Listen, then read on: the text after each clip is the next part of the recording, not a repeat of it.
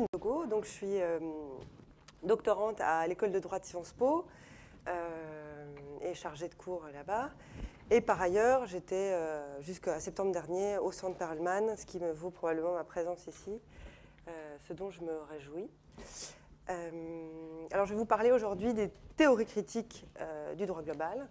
Alors je vais revenir sur un peu ce que ça implique comme théorie critique, mais je ne vais pas du tout traiter de toutes les théories critiques disponibles dans la pensée juridique actuellement, mais vous présenter celles qui m'intéressent le plus d'une part et celles qui sont un peu au cœur des débats aujourd'hui. Mais je vais rentrer en détail. En gros, je vais vous rapidement vous présenter, essayer de faire un lien avec les théories qu'on vous a présentées la semaine dernière, à savoir les théories du Sud, qui sont assez cousines des théories que je vais vous présenter aujourd'hui, pour ensuite partir du constat à partir duquel elles se basent pour penser la globalisation et le rapport de la globalisation avec le droit. À travers ça, on va commencer à comprendre quel est leur projet, en fait, au travers des théories qu'elles mettent en place, quel est le projet des théories critiques. Ces projets sont évidemment mis en place au travers d'outils qu'on verra, et puis on verra quelles critiques elles adressent aux autres théories dont on vous a parlé depuis quelques semaines, et on verra aussi quelles critiques on peut nous-mêmes adresser à ces approches. Et puis ce sera l'objet de discussion. Donc alors, plus précisément, de quelle théorie critique je vais vous parler, moi? Je vais vous parler de théories critiques qui se rapprochent dans plusieurs aspects des théories du Sud, à savoir que c'est des théories qui se veulent un contrepoint des approches hégémoniques, mais pas nécessairement dans un rapport nord-sud, ça peut l'inclure, mais dans un rapport plus large d'un point de vue antilibéral, critique des théories majoritaires libérales, d'un point de vue de gauche contre des théories qui seraient centre ou de droite. Des théories progressistes qui critiqueraient des approches plus conservatrices du droit. Voilà, c'est un peu l'angle choisi par ces théories. Ce sont des mots un peu larges, un peu vagues. À dessein, en fait, c'est les auteurs qui utilisent ce type de termes. Ils utilisent, alors on va le voir, c'est des auteurs qui travaillent la plupart du temps en anglais, mais qui utilisent des termes comme leftiste, progressiste, et qui ne définissent pas au-delà vraiment leur point de départ politique. Et donc évidemment, ce point de vue antilibéral ou anticonservateur, ce point de vue progressiste, peut se décliner dans d'autres dualités. Elles incluent donc les dualités nord-sud, donc le point de vue anti-hégémonique des points de vue des États du Sud ou des États du tiers-monde contre les points de vue du Nord. C'est de la même façon des théories qui peuvent prendre pour point de départ l'identité féminine, le féminisme, pour critiquer les traits de domination masculine qu'il y a dans les théories majoritaires. De la même façon, pour les théories raciales, qui disent que voilà, il y a un point de vue particulier des minorités raciales à adresser à des théories majoritaires qui seraient implicitement qui auraient toujours un implicite blanc. Et de la même façon pour les théories queer ou LGBT qui critiquent l'implicite hétérosexuel des théories dominantes. Bon, voilà, pour vous donner un éventail assez large du type d'approche qu'on peut décliner à partir de ces théories critiques. Moi, je ne vais pas rentrer dans le détail de ces déclinaisons. C'est juste pour vous montrer dans quel cadre on se trouve. Les auteurs auxquels je m'intéresse, moi, parlent plutôt de ce point de vue progressiste, on va dire, au sens large. Alors, ces approches critiques, c'est soit culturelles, raciales ou progressistes, évidemment, ne sont pas nécessairement spécifiques au droit. C'est un courant de pensée qui s'est en gros déployé dans la plupart des sciences sociales.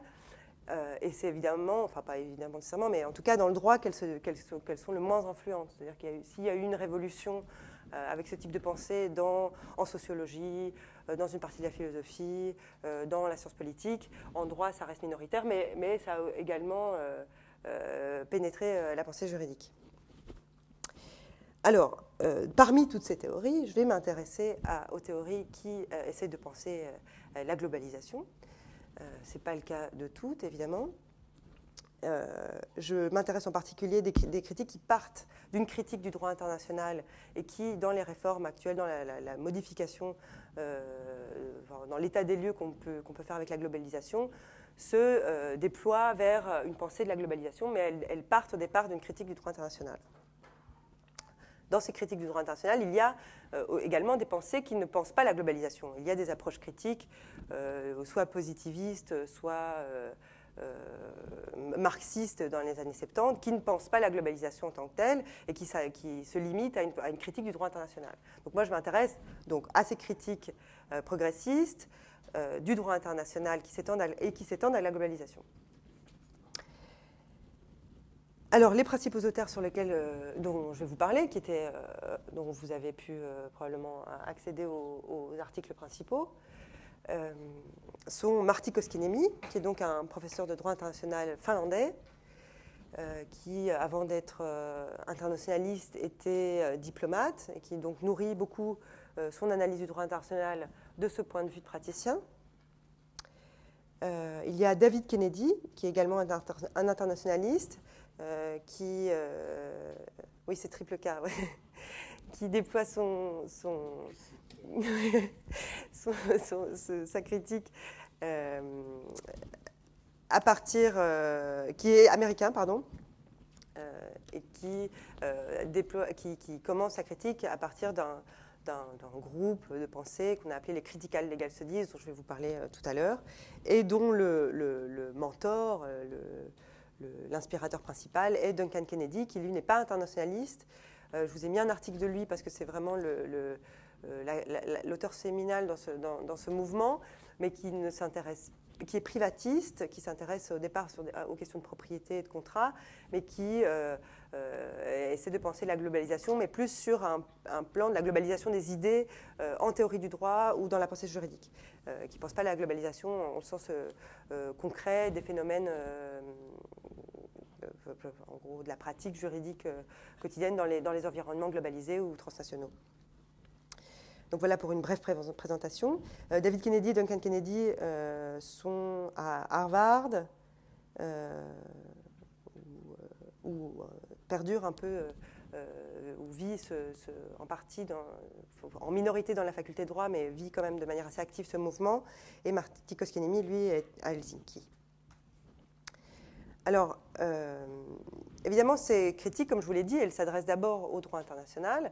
Et donc, le constat sur lequel elles démarrent leur critique de la globalisation ne sont pas nécessairement des critiques nécessairement adressées à la globalisation en tant que telle. Le premier constat qu'elles font, c'est, en gros, il y a des problèmes globaux, l'environnement, la pauvreté, la violence, la famine, etc., d'une part, et d'autre part, il y a une distribution assez inéquitable ou inégale du pouvoir dans le monde, dans les différents endroits de pouvoir. Et donc, qu'est-ce que la théorie juridique, enfin, en tout cas les juristes, peuvent penser de cela et quel est leur rôle dans à la fois ces problèmes et cette répartition inéquitable des pouvoirs.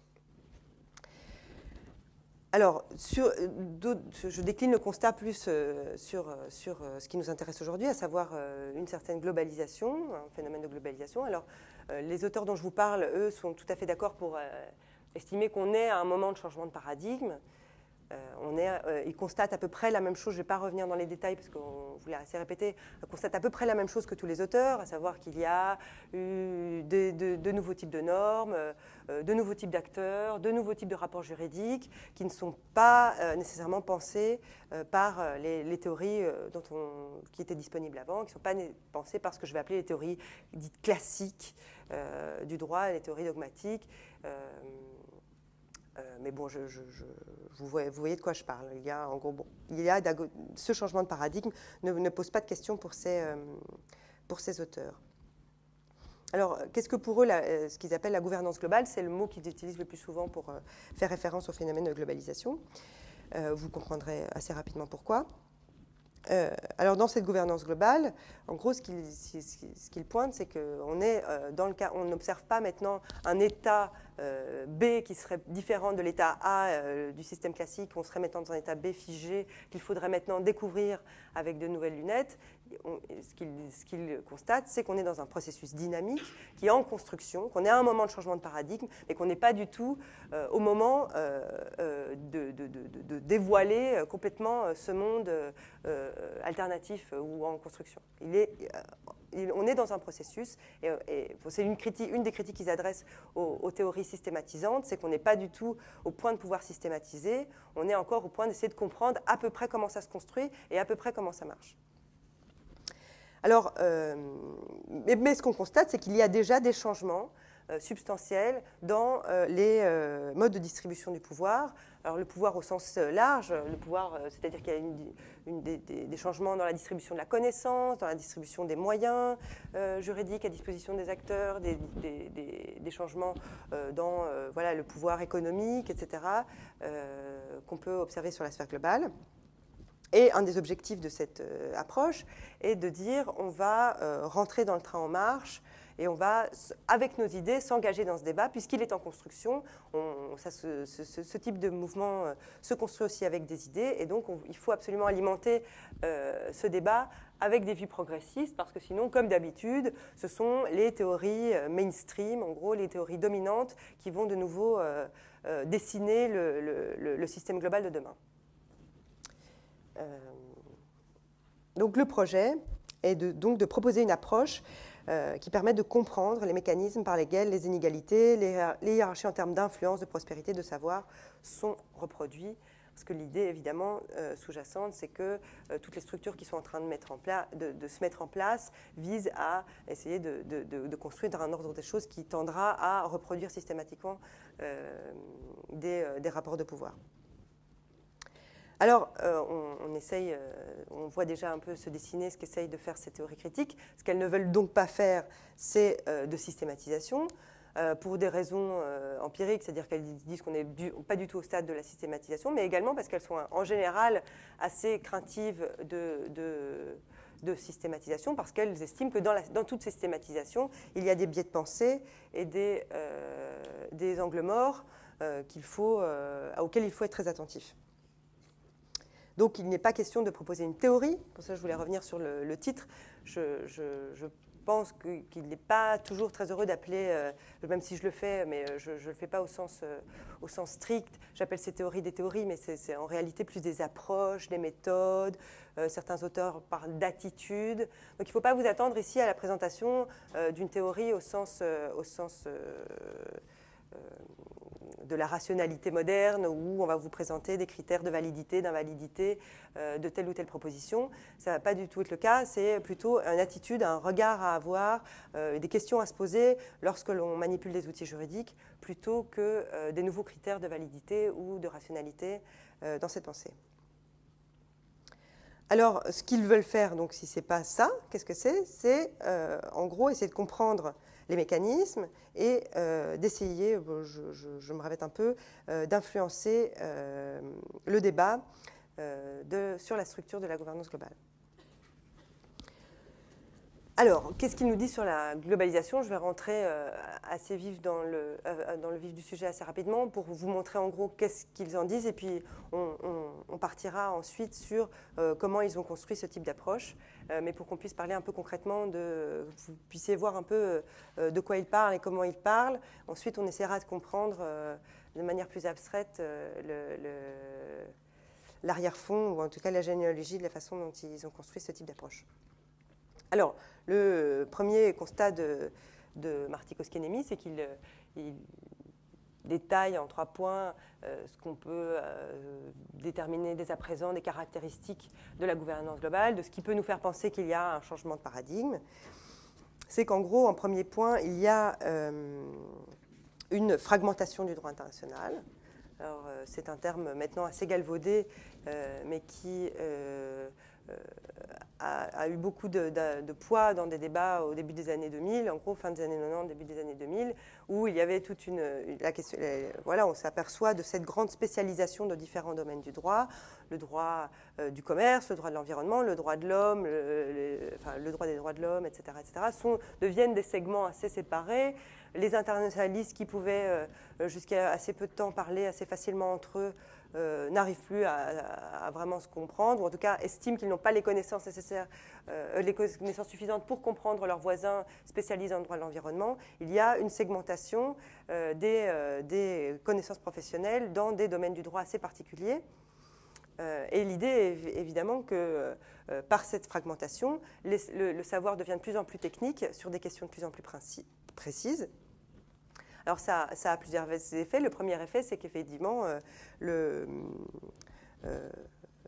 la fragmentation implique que la façon dont se divisent les différents thèmes. Donc, si on divise l'environnement et le commerce, ce n'est pas nécessairement par hasard. C'est-à-dire que c'est probablement plus confortable de traiter de la question du bœuf aux hormones dans un environnement commercial que dans un ou de manière séparée dans un environnement environnemental, que de devoir nécessairement allier les différents choix normatifs implicites derrière les thématiques. C'est-à-dire que si on avait mélangé, si on avait un ensemble dans le droit international général, il aurait fallu faire un choix normatif très fort, à savoir si on allait privilégier l'environnement et le commerce. Or, le fait de segmenter et diviser ces sous-thématiques permettent en fait d'avoir un savoir technique et d'expliquer en fait non, mais ici ce sont des règles commerciales, ça n'a rien à voir avec l'environnement. L'environnement traitera par ailleurs de ces problèmes, mais nous ici on s'occupe du commerce international. Vous voyez le type de mécanisme que pointe Martti Koskenniemi en parlant de fragmentation. Alors évidemment, du coup, ça se pose dans tous les domaines du droit. Les cours doivent commencer à hiérarchiser entre différentes normes spéciales, c'est-à-dire est-ce que j'applique tel ou tel régime spécial, et alors se posent des questions d'ordre politique, c'est-à-dire est-ce que c'est plus important de faire privilégier, dans le cadre d'un conflit armé, les droits de l'homme ou le droit d'utiliser des armes nucléaires? Eh bien, par la technicisation des questions, c'est-à-dire qu'on va se poser la question en forme technique, quelle règle est plus spéciale que l'autre, quelles sont les règles générales, on arrive à techniciser le choix normatif précisément parce qu'il y a de plus en plus de régimes spécialisés. En gros, ce sont des mécanismes auxquels on fait référence dans les séances précédentes, les théories systémiques, pluralisme, etc. C'est qu'en gros, il y a une fragmentation, une diversité des régimes et qu'il faut les hiérarchiser. Ce que disent les critiques là-dessus, c'est que les hiérarchiser, ça implique un choix de valeur qu'il faut expliciter. Et que la technicisation empêche d'expliciter ces choix. Par ailleurs, la déformalisation. Alors, qu'est-ce qu'il entend par déformalisation? Je fais encore référence à des phénomènes dont on vous a parlé. En gros, il y a de plus en plus d'acteurs hybrides, privés-publics, de plus en plus d'acteurs privés dans l'élaboration, l'application des normes, que ces acteurs privés ont de plus en plus de poids dans les décisions transnationales, enfin, voilà, de l'ère globale. Et que ces réseaux informels de décideurs ou de producteurs de normes ont de plus en plus de place. Et donc, l'idée même d'un droit international qui n'aurait que pour sujet des États est caduque, et qu'effectivement, on assiste maintenant à une nouvelle formalisation du droit, mais qui n'est pas selon les critères de l'ère, disons, classique. Alors, ce qu'il signifie, c'est que les acteurs privés, dans un processus pragmatique, proposent des outils et qu'ils ont tendance à prendre des outils qui ne sont pas nécessairement publics, du coup, puisqu'ils ont un peu le choix, et qu'il y a alors une concurrence entre le droit du commerce international tel qu'il était pensé de manière assez centralisée, avec des normes de la Lex Mercatoria, et que donc, par exemple, les outils de la Lex Mercatoria sont de plus en plus utilisés, les acteurs ont beaucoup plus recours à de l'arbitrage, etc., à des mécanismes privés de règlement différents. Et donc, tous ces mécanismes, tous ces phénomènes, les uns additionnés aux autres, effectivement, tentent à laisser penser qu'il y a effectivement un changement de paradigme. Et ce changement de paradigme, donc c'est cette espèce de privatisation, pas en totalité, mais en tout cas l'hybridation des mécanismes, se traduit aussi dans le vocabulaire par des vocabulaires plutôt de management, de gestion des problèmes internationaux plutôt que de décision. Donc on va plutôt avoir des lignes directrices, on va plutôt avoir un vocabulaire qui tente à faire balancer les intérêts plutôt qu'à trancher des questions. C'est voilà, des réflexions qui sont assez proches de celles sur la fragmentation, mais c'est cette idée qu'en fait, avec tout ce vocabulaire de gestion des problèmes internationaux, on s'éloigne de modes de décision qui permettaient de trancher de manière explicite des choix de valeur. Alors l'empire, troisième point, c'est que dans toute cette déformalisation, cette fragmentation du droit, évidemment, du coup, il y a une densité de règles qui permettent aux acteurs, du coup, de lutter pour que leurs normes, ou en tout cas leurs intérêts, à travers des normes qu'ils mettent sur le devant,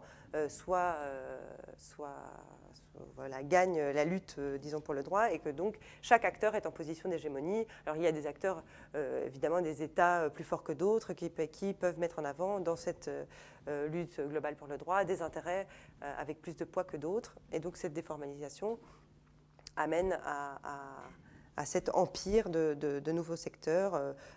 Genre, pour revenir sur le point du droit commercial, effectivement, le droit commercial par rapport à d'autres droits, type droit de l'homme, type droit de l'environnement, a effectivement une propension hégémonique plus forte, parce que c'est les acteurs qui l'alimentent sont plus puissants que les acteurs qui alimentent le droit de l'environnement ou le droit des droits de l'homme. Voilà, typiquement. Donc pour comprendre comment on en est arrivé là, Marty Koskinemi, lui, va prendre pour point de départ l'idée que la façon dont, enfin, l'état dans lequel on trouve aujourd'hui l'ère globale est en fait découle de ce qui s'est passé avant, et donc il va entamer une généalogie du droit international pour essayer de comprendre ce qui dans le droit international a mené à cette situation de fragmentation, déformalisation et empire. Alors, dans les grandes lignes, je ne vais pas m'étendre là-dessus parce qu'il remonte la généalogie. Maintenant, je crois qu'il est au stade du droit romain, ou en tout cas de la scolastique, donc il remonte vraiment très loin. Mais l'idée, c'est que, par exemple, le projet dans les années 50 de rendre le droit international un vrai droit, un droit technique, un droit qui soit pris au sérieux par les juristes pour faire avancer parfois des thèses assez progressistes, pour faire avancer l'idée d'une communauté internationale, etc., eh bien, ça a eu pour effet d'amener, cette technicisation du discours du droit international a eu pour effet d'amener tout doucement vers ces discours managériaux, et que certains acteurs ont voulu parfois contourner cette technicité du droit international pour proposer leur propre discours technique. Et donc on s'est chaque fois éloigné de l'affirmation de choix politiques. Alors, dans un deuxième temps, David Kennedy, qui ne prend pas nécessairement cette démarche toujours historique, quoique parfois, mais plutôt l'histoire de la pensée, il essaie de trouver des pistes pour essayer d'appréhender maintenant cette réalité globale face à laquelle on se trouve. Et donc lui, il souligne les points auxquels tout juriste doit maintenant faire attention quand il essaye de penser le droit tel qu'il fonctionne actuellement. Alors, le premier point, c'est qu'il souligne, comme tous, la haute densité de normes et de règles qui sont disponibles pour les acteurs aujourd'hui. Et qu'il y a eu certes fragmentation, mais pas du tout de délégalisation. Il y a de plus en plus de règles, de plus en plus de normes, et que quand on dit fragmentation et déformalisation, on ne veut pas dire par là, bien entendu, qu'il y a moins de droits. C'est plus de normes, plus de règles, plus d'outils à manipuler. Et il faut à chaque fois, donc maintenant, essayer de commencer à débrouiller un peu le mystère, la confusion que provoque cette densité, pour comprendre comment se fait le partage de pouvoir dans cette nouvelle structure. Ensuite, il y a forcément une dispersion du désordre, de la pluralité, un haut degré d'incertitude et de chaos dans l'état actuel de la sphère globale, c'est-à-dire que, encore une fois, c'est l'idée qu'il n'y a pas encore, ou en tout cas peut-être qu'il n'y aura jamais, mais qu'il n'y a pas de systématisation du tout du système, et que En gros, ceux qui cherchent à chercher une logique, un système implicite du type constitutionnalisme ou théorie systémique, eh bien, se trompent. En réalité, la seule chose qu'il y a, c'est du désordre, c'est du chaos. Et ce qu'il faut essayer de comprendre, c'est comment ce chaos, comment dans ce chaos se partagent les pouvoirs, mais qu'en gros, essayer de chercher un paradigme explicatif. En tout cas, on n'est pas à l'heure de ça. Ensuite, la centralité du rôle de l'expertise. David Kennedy estime que un des grands changements, c'est le fait que la technicisation du droit impliqué par la fragmentation a donné une grande place aux experts. Alors on ne parle pas nécessairement ici que des experts scientifiques, mais des experts juridiques également. C'est-à-dire que le savoir expert a de plus en plus de place dans cet univers technique et qu'il faut s'attarder de manière extensive à la façon dont les experts eux-mêmes se situent, se pensent, parlent, prennent leurs décisions, etc. Parce qu'au final, ce n'est pas en allant voir des chefs d'État ou assister à l'Assemblée générale des Nations Unies qu'on va comprendre comment se prennent les décisions au niveau international. Ces décisions, comme d'autres de manière plus informelle, sont toutes prises par des savoirs experts qui eux-mêmes créent un vocabulaire qui guide et a plein d'implicites sur les décisions qu'ils prennent. Alors ça veut pouvoir dire d'un point de vue empirique qu'en fait il faut aller en coulisses et voir comment se prend une décision autour d'une table d'experts qui peut paraître anodin, qui essaie de décider d'une norme ou de stratégie pour améliorer je ne sais pas moi, la condition de l'environnement dans les fleuves, et voir là comment sont prises les décisions, quels sont les implicites que les experts partagent, qu'est-ce qu'ils se refusent à dire, qu'est-ce qu'ils estiment qui n'est pas de leur compétence. Et là, on va commencer à comprendre comment se partage le savoir, comment se partage le pouvoir dans l'ère globale. Pardon.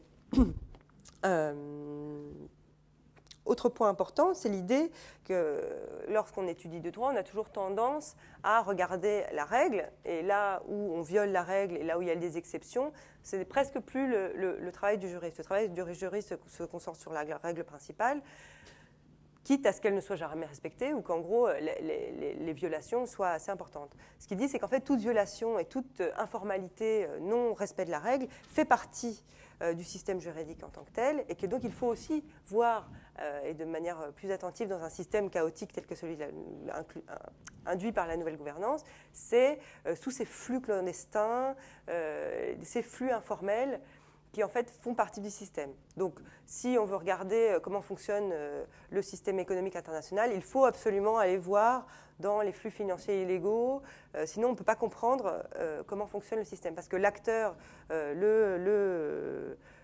l'acteur qui a à promouvoir ses intérêts économiques sur la sphère globale, lui, il a en conscience cette possibilité des flux illégaux, ces outils illégaux, et que là-dessus aussi, il faut absolument avoir un regard précis, puisque ça fait autant partie que la règle. Donc l'exception, il ne faut plus l'entendre comme quelque chose d'annexe qu'il faudrait étudier en fin de chapitre dans les manuels de droit, mais comme quelque chose de central, qui est en fait le revers de la monnaie des règles du droit. Alors enfin, le processus dynamique, je vous l'ai dit, c'est l'idée qu'effectivement, on n'est pas du tout dans un stade figé et qu'il faut comprendre que les analyses d'aujourd'hui ne seront certainement pas les analyses de demain, qu'on est dans un processus dynamique qui est en train de se construire, et donc qu'il ne faut pas penser à dévoiler un état de fait et se satisfaire des choses que l'on constate aujourd'hui. Il faudra constamment être attentif aux évolutions de ces partages de pouvoir qui sont encore très mouvants. Alors, le point sur le partage des équilibres et des connaissances, David Kennedy estime que c'est probablement quelque chose sur lequel les juristes ne s'attardent pas du tout, c'est la façon de savoir comment les savoirs, y compris juridiques, essentiellement juridiques pour ce qui nous concerne, sont partagés dans le monde. En gros, que c'est un acteur isolé dans un pays du tiers-monde qui n'a pas de ressources, des possibilités qu'il a dans l'ère transnationale ou globale par rapport à un acteur d'un pays occidental avec des ressources, etc., qui puisse comprendre comment fonctionne cette espèce de magma un peu flou, chaotique que l'on trouve dans la gouvernance globale. Donc la façon dont on partage les connaissances sur ces mécanismes sera cruciale dans la façon dont va se dessiner cette gouvernance globale. Alors, si les savoirs continuent d'être uniquement dans les mains de juristes très qualifiés qui s'intéressent à ce type de questions dans des très bonnes universités occidentales, eh bien forcément, le partage de pouvoir risque d'aller dans le même sens, puisque les acteurs qui pourront utiliser ces connaissances pour savoir comment se débrouiller dans le système global seront systématiquement les mêmes.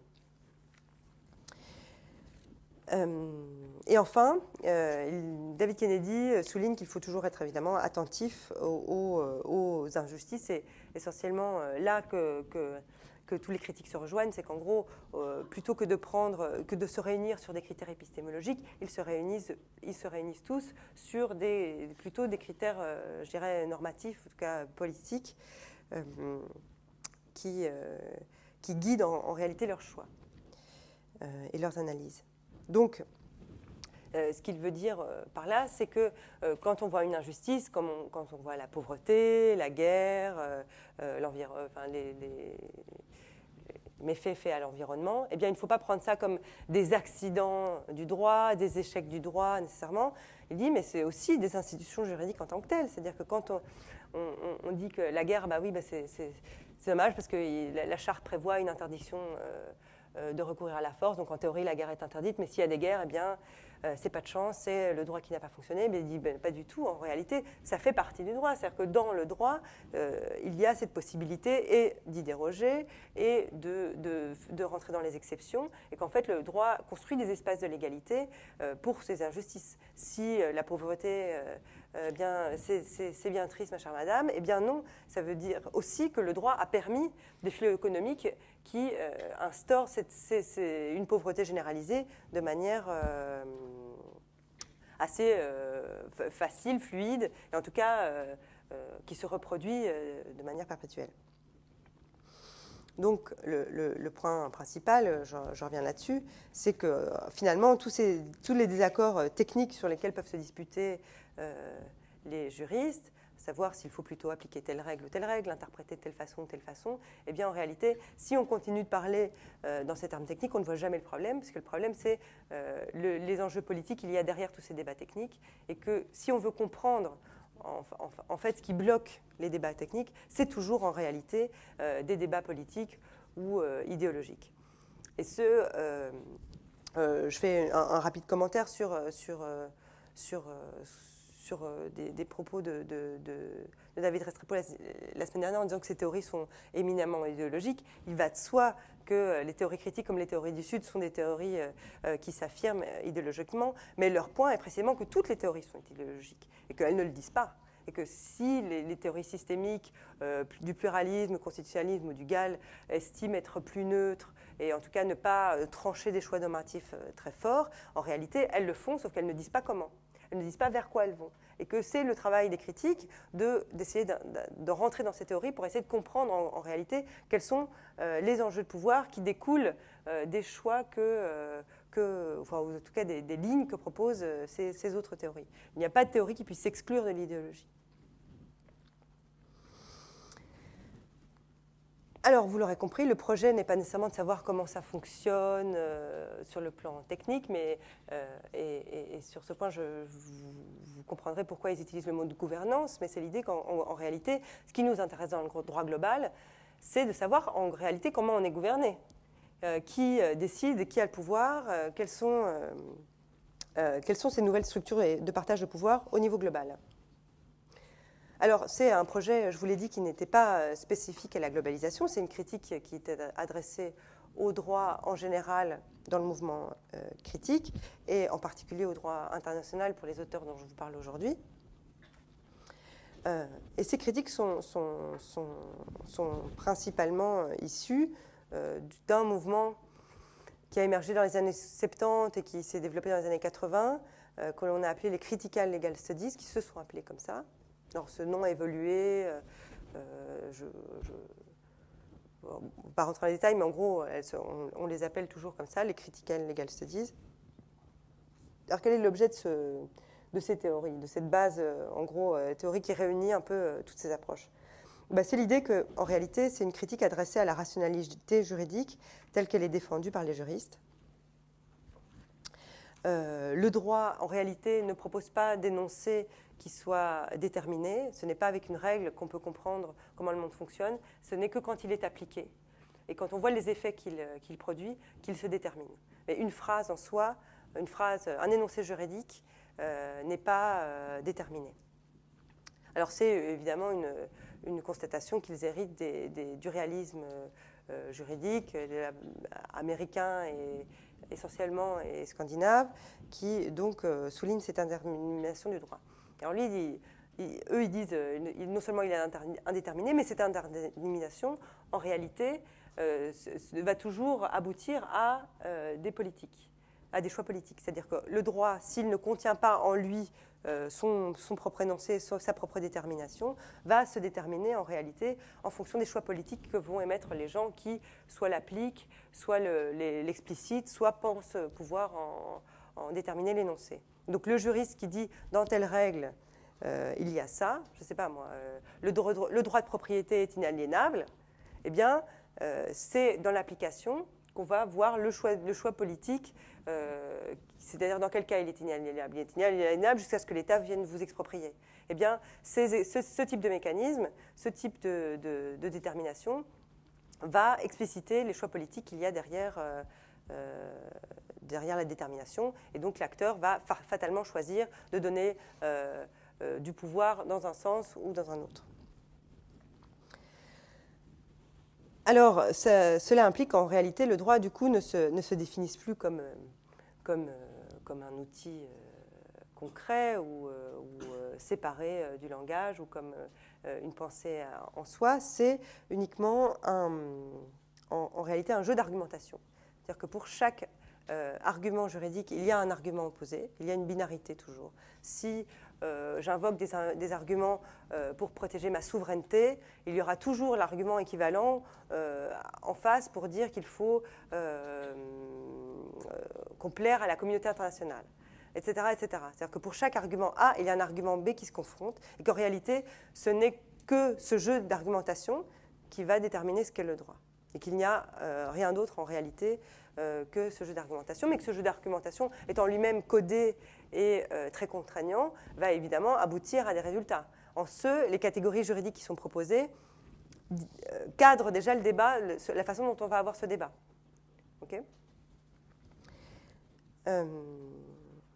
Alors, évidemment, ce langage n'a d'impact que parce qu'il est partagé par une communauté qui le reconnaît comme quelque chose d'important, à savoir la communauté des juristes. Seuls les juristes peuvent déterminer ce qui est juridique ou non juridique, précisément parce qu'ils estiment que quelque chose est juridique dès lors qu'ils acceptent dans leur registre argumentatif des arguments comme étant juridiques.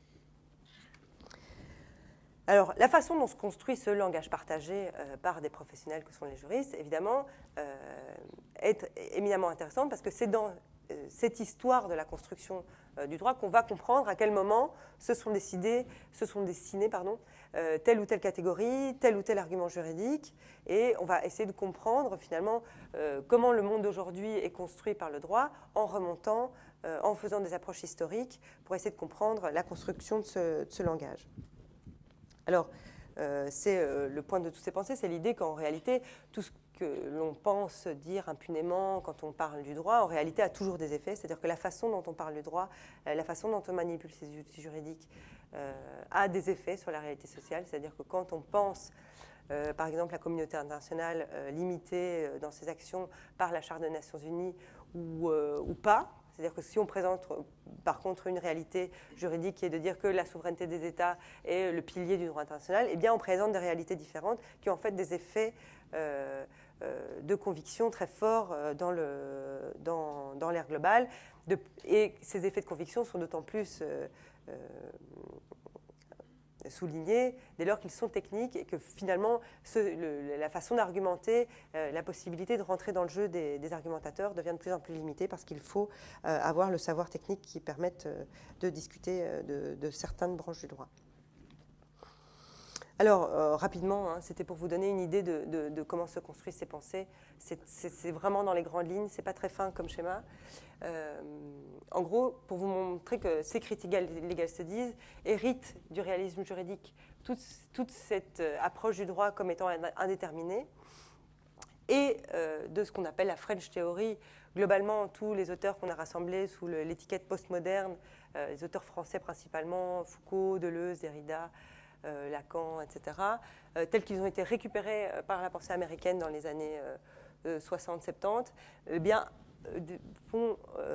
donnent un peu la deuxième clé de lecture des critical legal studies, c'est-à-dire qu'ils vont partir du constat de l'indétermination et appliquer les méthodes d'introspection et d'historiographie, de généalogie, de compréhension des phénomènes actuelles par cette vision postmoderne. Alors elles ont évidemment donné toutes sortes de pensées, toutes ces pensées postcoloniales, queer, race et féministes, qui, je les ai mises à côté, c'est un peu maladroit, mais c'était pour vous montrer en gros qu'elles existaient, ont toujours un peu été satellites des critical legal studies, intégrées parfois en dissension d'autres fois. Et elles ont tenté de se réunir dans ce qui s'est appelé les New Approaches to International Law, les NAIL, dans les fins des années 90, 2000. Alors, certains auteurs utilisent encore ce sigle, NAIL, mais je trouve que le terme le plus utilisé encore, je dois l'avouer, c'est quand même CLS, Critical Legal Studies, qui quand même rejoint... on voit plus clairement de quoi on parle quand on parle des CLS que quand on parle des NAIL. Et donc pour vous montrer un peu la parenté de tout ce type d'approche, alors les théories du Sud se rapprochent probablement plus des TWAIL, Third World Approach to International Law, donc toutes ces approches qui essayent de critiquer le droit international du point de vue des États du tiers-monde, c'est-à-dire apporter un point de vue des États dans la périphérie, des acteurs de la périphérie, vers un droit international qui est en réalité assez centralisé et assez hégémonique. Voilà. Donc, quelles sont les implications de ce projet? En gros, c'est qu'on ne peut jamais, en réalité, séparer la théorie de la pratique. Pour comprendre la façon dont les choses sont construites théoriquement, il faut toujours, en fait, se référer aux pratiques professionnelles.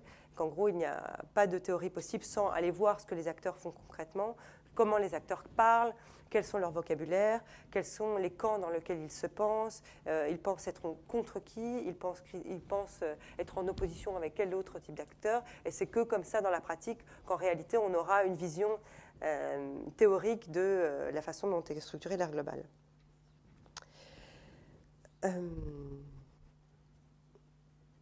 Du coup, forcément, vous l'aurez constaté, ce n'est pas une approche qui est ultra juridique au sens fermé du terme, c'est une approche qui se veut interdisciplinaire, bien entendu, et qui veut élargir le point de vue en prenant en compte d'autres approches, alors qu'on peut les appeler comme on veut, sociologiques, anthropologiques, politistes, etc., mais pour en réalité faire rentrer dans l'analyse juridique des paramètres qui sont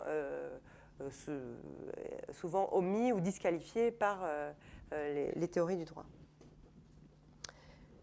Et donc, comme je vous l'ai dit, ce qui caractérise ces théories, c'est plutôt l'idée qu'on n'a pas de structure épistémologique dure, puisqu'on adresse une critique à la rationalité moderne. Je ne reviens pas...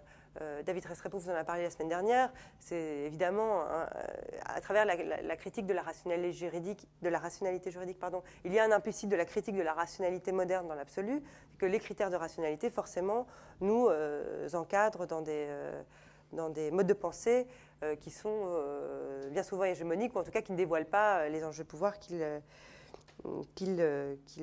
entendent appliquer.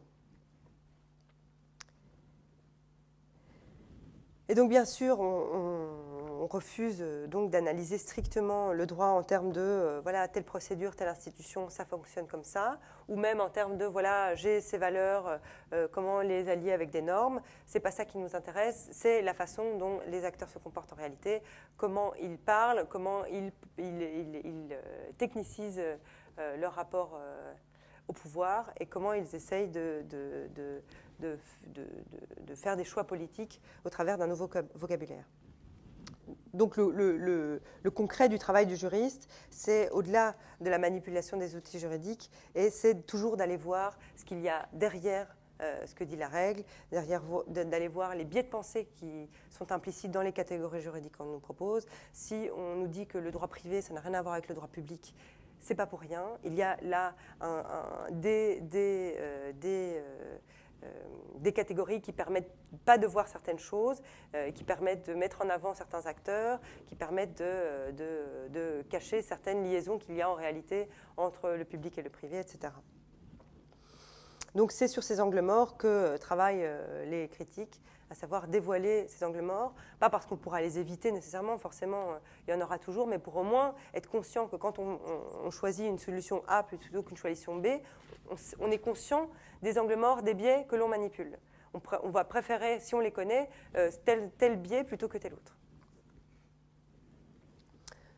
Donc vous l'avez vu, les différents outils qui sont utilisés, c'est à la fois l'analyse du langage, donc une espèce de grammaire de l'argumentation juridique. C'est ce que ont fait David Kennedy et Marty Keskeniemi dans leurs premiers travaux. Alors c'était évidemment une grammaire de l'argumentation en droit international.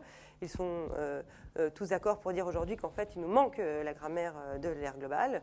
Il n'y en a pas, parce qu'elle est probablement en construction. Mais qu'il n'y a pas de façon de toujours... Cette binarité des arguments est un peu remise en question parce que précisément il y a cette isolation dans différentes sphères. Mais qu'en tout cas, ce qu'on peut déjà voir d'ores et déjà dans le débat, c'est qu'il y a quand même une certaine binarité finalement toujours dans les arguments pour un droit international au sens classique et pour un droit global. C'est-à-dire que là, le global contre l'international déploie aussi toute une série d'arguments binaires et qu'on est en fait peut-être nous-mêmes impliqués à l'intérieur d'un débat insoluble, c'est-à-dire à savoir si public-privé, c'est nécessairement toujours... mélanger public-privé, est-ce qu'il y a toujours un argument pour dire que c'est plus efficace ou que c'est plus légitime d'avoir de séparer public et privé. Voilà, ce type d'argument. On est un peu également dans une discussion un peu binaire qui se confronte et dont on ne sait pas très bien comment on va sortir. Bon, ça, c'est un peu l'introspection actuelle des critiques sur cette question.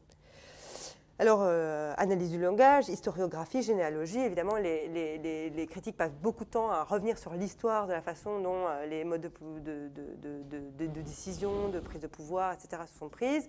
Alors, dans l'histoire des idées, ce qui les intéresse beaucoup, c'est toute l'histoire des idées qui n'ont pas gagné, c'est-à-dire que les idées alternatives, les idées qui étaient proposées à des moments T, qui n'ont pas gagné et dont on a un peu nié l'existence, eh bien, rien qu'en refaisant ces généalogies, on voit comment ont été disqualifiés certains arguments, certaines thèses, certains points de vue, et que ça nous donne beaucoup d'explications sur la façon dont les choses se passent aujourd'hui.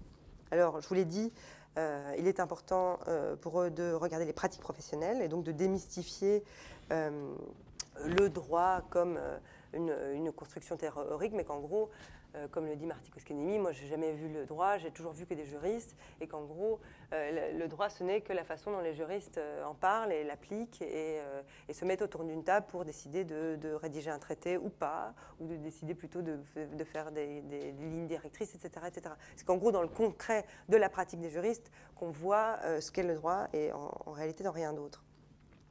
Alors évidemment, dans cette démystification, il y a toujours cette idée, un peu comme l'histoire des idées qui n'ont pas gagné, l'idée de regarder à quoi chaque auteur ou chaque penseur a voulu s'affilier dans son projet professionnel. C'est-à-dire qu'à certains moments, les pensées ont été plutôt dans l'idée de construire des groupes pour contrer telle thèse adverse, etc. Et que ces projets d'affiliation et désaffiliation des individus sont aussi assez explicites sur la façon dont les pratiques professionnelles déterminent le droit. Enfin, j'ai insisté beaucoup là-dessus. En réalité, l'actualité, vraiment le plus largement répandu aujourd'hui, c'est l'idée qu'il faut faire une analyse distributive des outils juridiques que l'on manipule. En gros, chaque outil juridique a pour objet, a pour but de distribuer, de réguler les relations entre personnes. Et ça a un effet distributif en termes de pouvoir, richesse, etc., etc. Et que c'est à ça qu'il faut être attentif et qu'il faut toujours regarder concrètement à qui profite la règle pour la comprendre en détail. Et enfin, je ne vais pas m'attarder là-dessus, les critiques utilisent divers styles. Je ne vous ai pas donné d'exemple de style narratif, mais du coup, dans la lignée de cette étude des pratiques professionnelles, ils utilisent beaucoup de styles narratifs du type, voilà, je me suis rendu dans tel pays, j'ai été confronté à telle situation. Je pense à un article séminal de David Kennedy où il raconte sa démarche quand il va visiter des prisons en Uruguay et toutes les ambiguïtés dans lesquelles il se trouve, les ambivalences qu'il a en étant un jeune juriste américain qui ne connaît rien à l'Uruguay, qui ne parle pas l'espagnol, mais qui veut défendre les droits de l'homme et qui se retrouve dans des situations où il est obligé de se compromettre avec lui-même pour aboutir à des résultats qui ne sont peut-être pas très satisfaisants, etc. Et en gros, toutes ces démarches narratives permettent aussi de dévoiler l'envers du décor des pratiques professionnelles des juristes.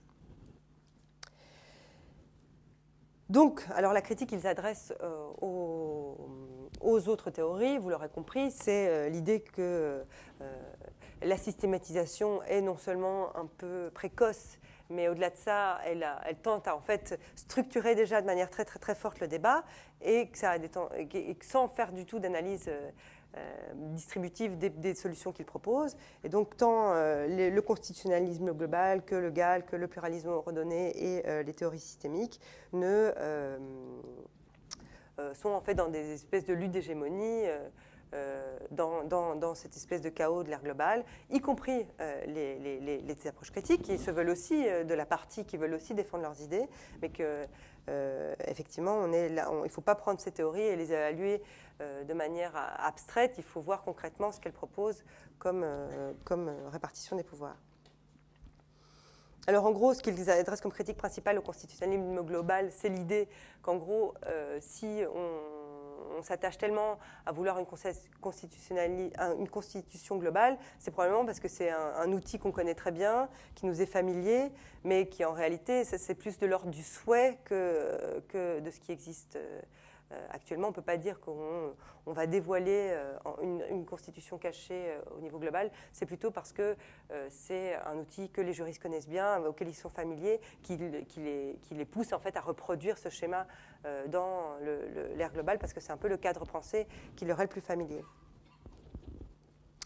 Il y a une expression que j'aime beaucoup de David Kennedy qui dit souvent que pour les juristes, tout est catégorie et instrument juridique, de la même façon que pour quelqu'un avec un marteau, tout ressemble à un clou. C'est-à-dire que dès qu'on a nos catégories, on est un peu obsédé et tout doit ressembler à ce qu'on connaît déjà. Alors, de la même façon, le GAL est un peu moins systématisant, mais quand même, c'est-à-dire qu'il propose quand même des façons de penser qui tentent à vite systématiser ce qui est en train d'évoluer, mais qui ne dit pas du tout, en réalité, ce qu'il poursuit comme objectif distributif, c'est-à-dire à qui profite le GAL.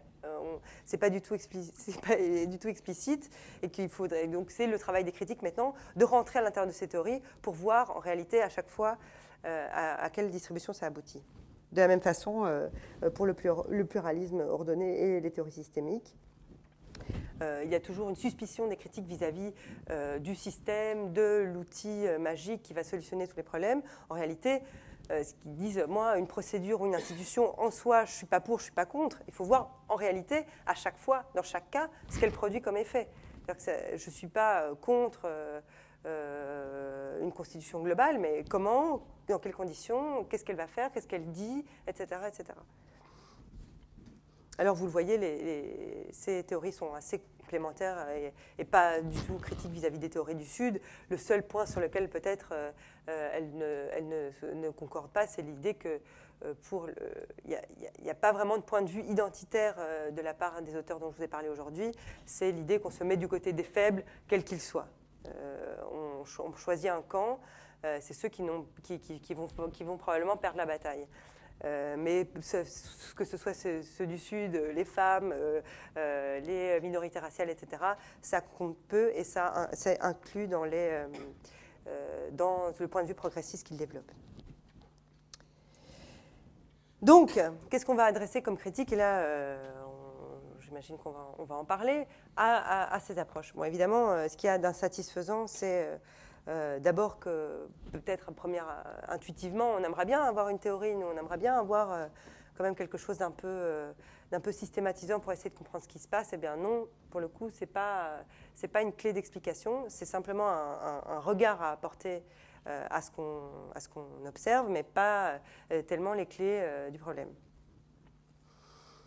Un autre débat qui d'ailleurs est assez permanent à l'intérieur de la pensée critique, c'est de savoir finalement ce point de vue normatif assez flou, progressiste, qu'est-ce que ça veut dire? Il n'est pas très étayé, les auteurs ne vont pas très loin dans la construction d'un appareil normatif qui permet de justifier en réalité les jugements de valeur sur lesquels ils se fondent, à dessein, c'est-à-dire qu'ils ne veulent pas non plus s'enfermer dans des pensées qui rationaliseraient leur choix politique, mais donc ça peut laisser des fois un peu des doutes, c'est-à-dire qu'on pense qu'ils sont de gauche parce qu'ils nous le disent, mais en réalité, on ne sait pas très bien quel est leur objectif politique, si ce n'est ce qu'ils affirment avoir. Okay, donc on peut un peu se laisser des fois exaspérer par ces ambivalences qui peuvent... en tout cas ce flou qu'ils laissent autour de leur engagement. Et puis il y a cette concurrence dont je vous parlais avec les points de vue plus identitaires ou sectionnels, des théories qui choisissent de prendre un point de vue plus identitaire. Est-ce que les approches critiques dont je vous ai parlé aujourd'hui arrivent vraiment à les englober ou pensent les englober sans tout à fait les englober? Voilà, c'est probablement une critique qu'on peut leur adresser. En tout cas, c'est des débats sur lesquels, entre eux, ils se posent des questions.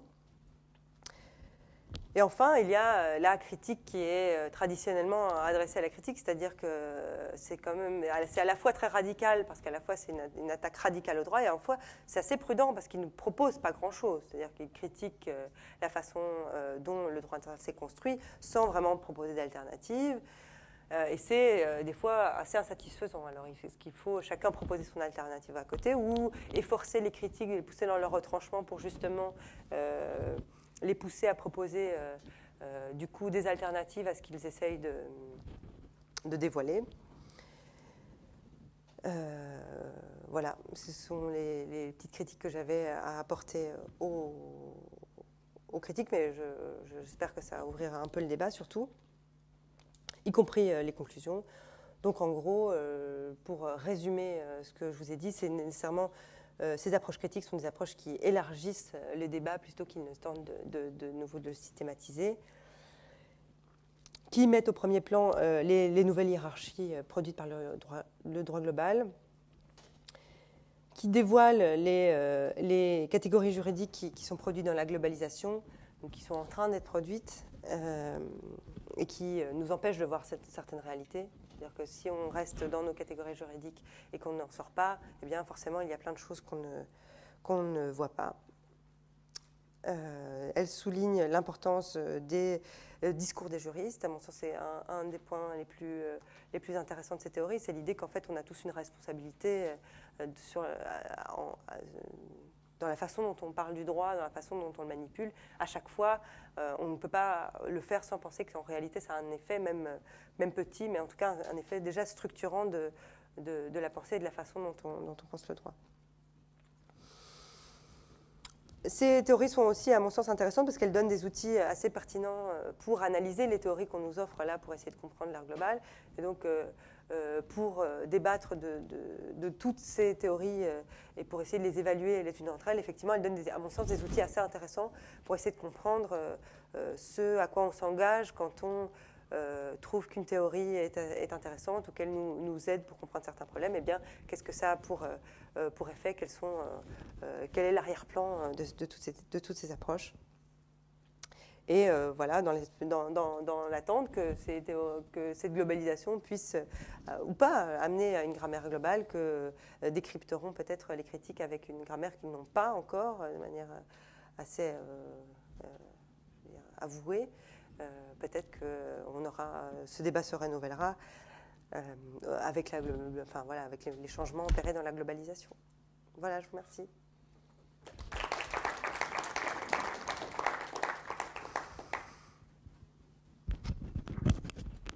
Oui, je vous écoute. Je peux éteindre, non ?